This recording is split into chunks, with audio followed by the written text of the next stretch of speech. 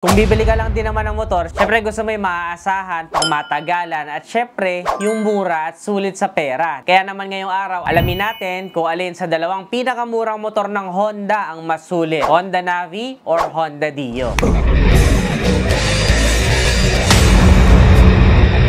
So, noong nakaraan yan, nagkagulo ang lahat nung nilabas ni Honda ang kanilang pinakamurang motorsiklo na Honda Navi. Now, 55,900 until August 31 lang. Pero, magiging 58,900 pesos na siya after August 31. Meaning to say, na-surpass niya pa yung unang nilabas sa pinakamurang motor ni Honda, which is yung Honda Dio, na bagong generation na. Yung Honda Dio kasi, very popular na before. Nung naglabas sila ng bago, ay naging popular ulit dahil nga sa mura ng presyo. Sino nga ba namang aayaw na mayroong tatak na Honda tapos abot kaya? Let's first look at the looks, netizen. Napaka-appealing nitong Honda Navi dahil siya yung isa sa mga motorsiklo na mukhang manual transmission pero automatic pala at gas and go ka na lang. Akala nga nung iba Honda Groom yung nilabas sa Pilipinas pero Honda Navi pala. Kaya ang dami talagang may gusto sa motorsiklo na to dahil sa kanyang forma at saka para siyang pocket bike ng datingan niya dahil mababa lang po ang seat height niya kaya pwedeng-pwede sa mga mag-uumpisa pa lang mag-aral na driver at pati na rin sa ating mga lady riders. Now on the other hand, netizens, ang looks naman ni Honda Dio ay more on utilitarian motorcycle na pwedeng-pwedeng ipang-araw dahil may gulay board. Mukha lang siyang maliit, netizens, pero mas malaki po ang motorsiklo na to sa personal. Sa katunayan, dahil malapad nga po ang seat niya, ay medyo nakabuka ka ng konti kaya kahit 5'4" in height ako ay tiptoe pa rin ako dito kay Honda Dio. Habang si Honda Navi naman ay perfect siya sa mga short height na kagaya ko dahil almost flat-footed na nga po ako nung masakyan ko siya sa personal. Ang seat height kasi nito ay 762mm